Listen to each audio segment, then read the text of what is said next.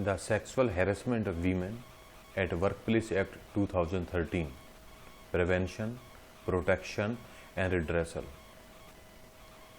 Disclaimer: this training material is for use in training of officials. It should not be referred as guideline of government. In case of any variance in this training material, the government guidelines, rules, laws shall prevail. Let us see the background behind bringing this act. In September 1992, the most controversial and brutal gang rape at workplace involved a Rajasthan state government employee, Bhavri Devi, who tried to prevent child marriage as part of her duties. The organization named Vishakha filed a petition in the Honorable Supreme Court. In the year 1997, the Honorable Supreme Court issued directives as Vishakha Guidelines. In Vishakha Guideline, Supreme Court says the sexual harassment means physical contact, a demand or request for sexual favors, sexually colored remarks, showing pornography, any other unwelcome physical, verbal or non-verbal conduct of sexual nature. In line with these guidelines, the Sexual Harassment at Workplace Act 2013 Prevention, Prohibition and Redressal was prepared by the Government of India. The Convention on the Elimination of All Forms of Discrimination against Women. Protection against sexual harassment is bound to us because the Indian government has pledged in the Conference on the Elimination of All Forms of Discrimination against Women on June 25, 1993. Article 11 of the Convention on the Elimination of All Forms of Discrimination against Women clarifies that the gender equality can be severely damaged if gender-specific violence is subject to sexual harassment at work. What was the reason for bringing this act? Sexual harassment results in violation of the fundamental rights of the women. Right to equality under Article 14 and 15. Right to practice their own trade or business under Article 19. Right to live with dignity under the Article 21. The number of women involved in the workplace is increasing day by day. Women have been working in the organized and unorganized sector. To ensure a working environment for women through law, it was felt obligatory by the government. So what is the difference in Vishakha Guidelines and in this act? Vishakha Guidelines are limited to the establishment of a traditional office, whereas in this act, any place visited by the employee for employment including public and private sector, it may be organized or unorganized, hospitals, nursing homes, educational institutes, sports institutes, stadiums, sports complex and transportation is covered.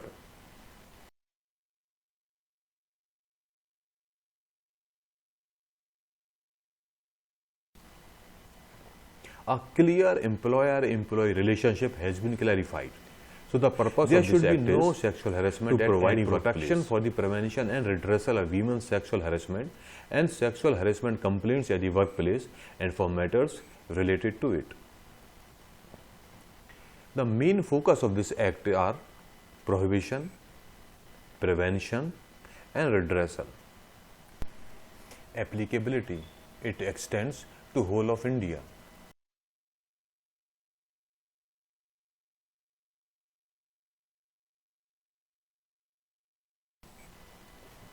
What do we mean by agreed women? Every woman working in it falls under its purview. It does not depend on the age of the women or the state of the employment, be in public or private employment or have clients, visiting schools and colleges or hospitals or recruiters in hospitals, domestic workers. What do we mean by employer? Any department, organization, enterprise, establishment, enterprise institution, branch or any unit of appropriate government or local authority. If not specified, any person responsible for the management, supervision or control of the workplace. Anyone reaching the workplace. What do we mean by workplace? Any place visited by the employee arising out of or during the course of employment, including transportation. Workplace includes organized and unorganized sector, government organizations, private sector organizations, hospitals, nursing homes, sports institutes or related facilities, dwelling or house, office parties, off-sites, training, client meetings, travel for office purpose, any place where one visits in the course of due to employment.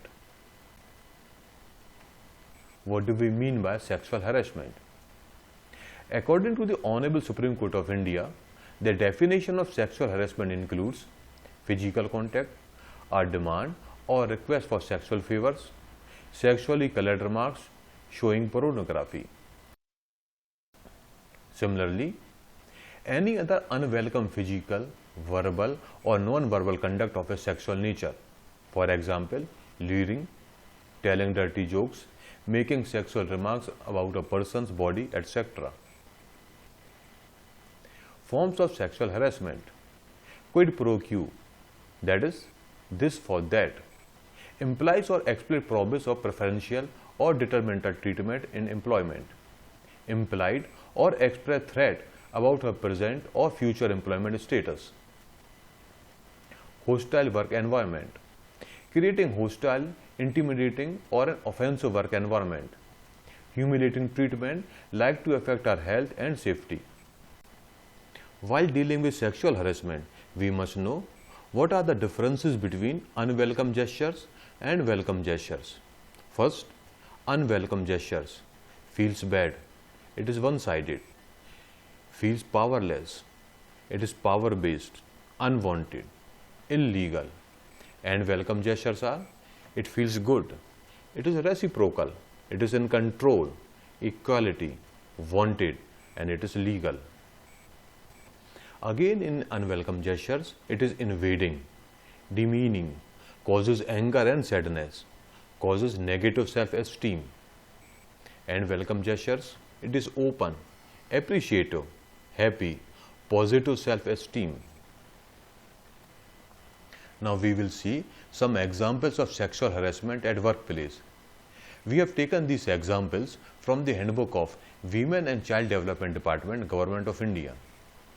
Criticizing, insulting, blaming, reprimanding or condemning an employee in public. Exclusion from group activities or assignments without a valid reason. Statement of damage to a woman's reputation or career. Removing areas of responsibility unjustifiably. Inappropriately giving too little or too much work. Constantly overruling authority without just cause. Blaming an individual constantly for errors without just cause. Repeatedly singling out an employee by assigning her with demeaning and belittling jobs that are not part of her regular duties. Insults or humiliations, repeated attempts to exclude her or isolate a person. For dealing with the complaints of sexual harassment, every organization have to form a committee. This committee is known as Internal Complaint Committee. So, the Internal Complaints Committee, where number of employees at least 10. Committee has the powers of civil courts to collect evidence.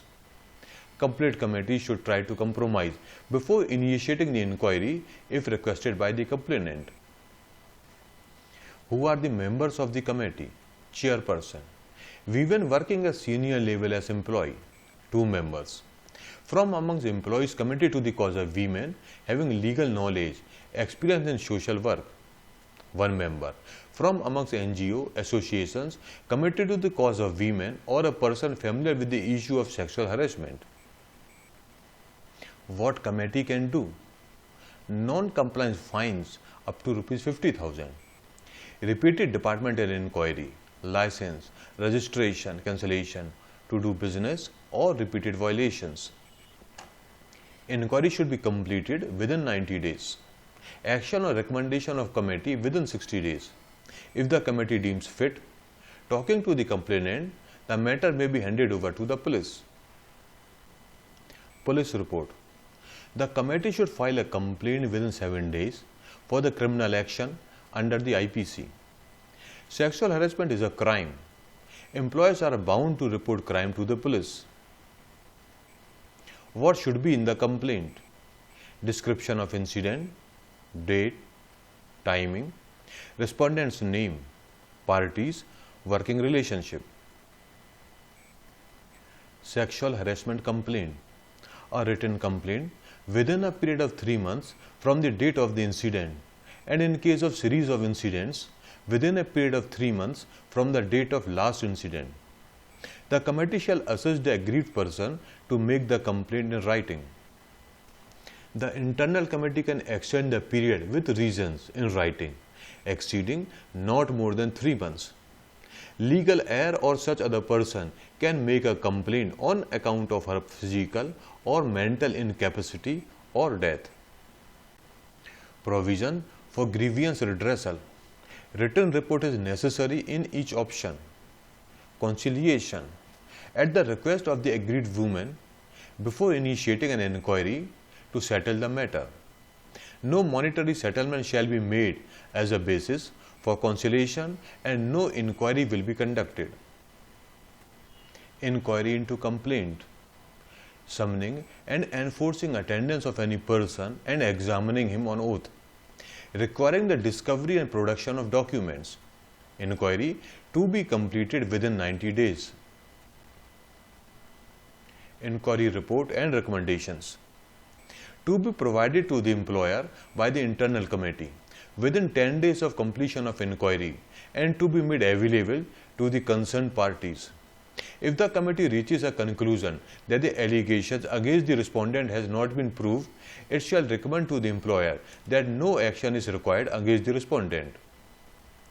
If the committee reaches a conclusion that the allegation against the respondent has been proved, it shall recommend to the employer to take action as a misconduct in accordance with the provisions of service rules applicable to the respondent, where no such service rules have been made in such a manner as may be prescribed, like counseling, community service. Financial damages. Consider mental trauma, pain, suffering and emotional distress caused, medical expenses incurred, loss of career opportunity. Income and financial status of the respondent. If the amount is not paid, it can be recovered as an area of land revenue. False or malicious complaint.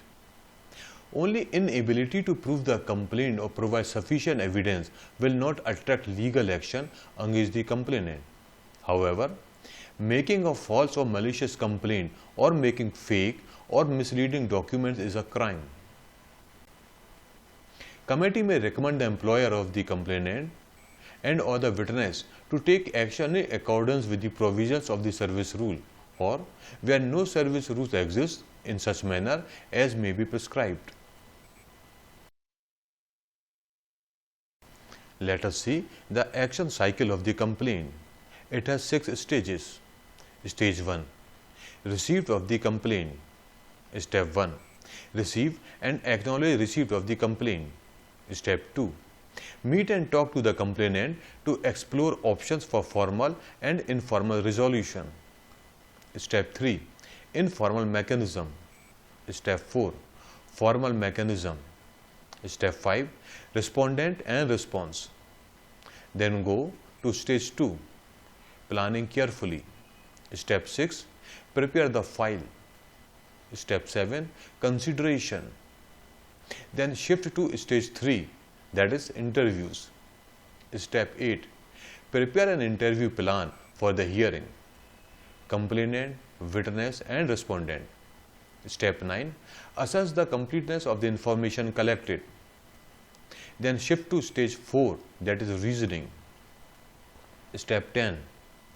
Analyze and assess the information gathered during the inquiry. Step 11. Create a timeline to help establish the sequence of events related to the complaints. Step 4. Compare similarities and difference within each of the statements made by the interviews. Then go to stage 5, that is finding and recommendation. Step 13. Finding. Step 14. Recommendations. And the last stage is report. Step 15, writing the report. Let us see the provisions made in the Indian Penal Code, that is IPC. 354A, sexual harassment. Rigorous imprisonment up to 3 years or fines or both in criminal cases. Imprisonment of 1 year or fines or both in other cases. 354B, assault or use of criminal force to women with intent to disrobe. Intent to attack or criminal force on any woman or to harass or force her to be naked. Imprisonment not less than 3 years, but which can be extended for 7 years. 354C, voyeurism. Voyeurism means spying on people engaged in intimate behavior such as undressing, sexual activity, or other actions generally considered to be private in nature. In case of first conviction, imprisonment not less than 1 year, but which may be extended to 3 years to 7 years. 354D, stalking. Stalking means to follow a woman and contact or attempt to contact such woman to foster personal interaction repeatedly. Imprisonment not less than 1 year, but which may be extended to 3 years.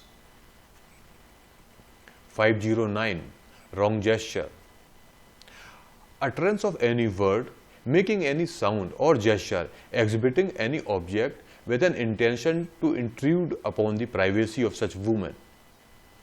Punishment, simple imprisonment up to 3 years plus fine. 294, obscene acts and songs.